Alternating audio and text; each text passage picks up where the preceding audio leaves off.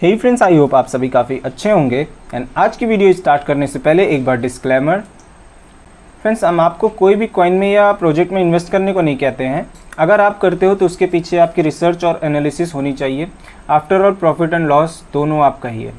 आज का जो टॉपिक है फ्रेंड्स वो है हमारा जो बुल ट्रैप में हम फंस जाते हैं, हमारी मनी लूज़ कर देते हैं, हमारा पोर्टफोलियो वहाँ पर फंस जाता है या लॉस में चले जाते हैं। तो उसके पीछे रीज़न क्या होता है, उसका सोल्यूशन क्या है, आज सारी चीज़ों के बारे में हम बात करेंगे। तो मोस्टली नुकसान होता है किसका?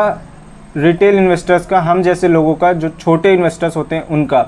होता क्यों है? जो ये जो बड़ी वेल्स होती हैं या बड़े इंस्टीट्यूशनल बायर्स होते हैं, मैनिपुलेटर्स होते हैं, वो क्या करते हैं, एक स्पेसिफिक टाइम पे किसी कॉइन को बाय करना स्टार्ट कर देते हैं किसी एक प्राइस पे या एक टाइम पे। तो उससे क्या होता है कि उस प्राइस में हमें कुछ पंप देखने को मिलता है, अच्छा खासा ग्रोथ देखने को मिलता है। तो हम क्या होते हैं, फोमो का शिकार हो जाते हैं, फियर ऑफ मिसिंग आउट। हमने ये लगने लगता है कि हम ये राइड मिस कर देंगे या हमारी प्रॉफिट अर्निंग अपॉर्चुनिटी मिस कर देंगे और हम उसमें एंटर कर जाते हैं।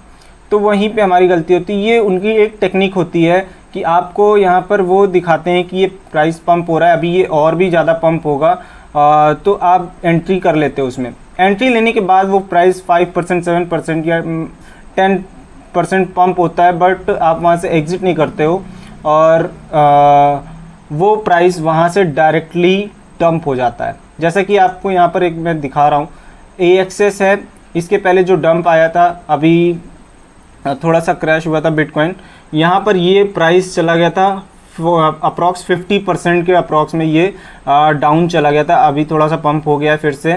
तो अब क्या होगा कि यहाँ पर कुछ ट्रेडर्स यहाँ पर एंट्री ले लेंगे और लेकर अगर प्राइस यहाँ से थोड़ा सा भी करेक्शन लेता है तो वो वहाँ पर उनका प्राइस फंड फंस जाएगा।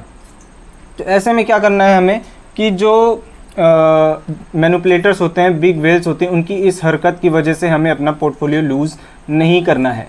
अगर आप देख रहे हो कि हाँ ये प्राइस अच्छा खासा पंप हो चुका है 10%, 15%, तो उसमें एंट्री ना लें। आपका जो किसी कॉइन में पैसा फंसाना या लॉस ना करना भी एक तरह का प्रॉफिट ही है। और वो जो मैनिपुलेटर्स होते हैं वो आपकी लालच और ग्रीड का ही फ़ायदा उठाते हैं और जिसकी वजह से वो उनका फ़ायदा होता है और आपका लॉस होता है।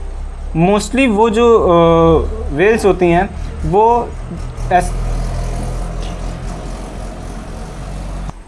मोस्टली जो वो कॉइन्स चुनते हैं, चूज़ करते हैं, वो लेवरेज कॉइन होते हैं जिनको आप बिटमैक्स या बाइनेंस पे आप लेवरेज ट्रेडिंग कर सकते हो, जैसे कि AXS है।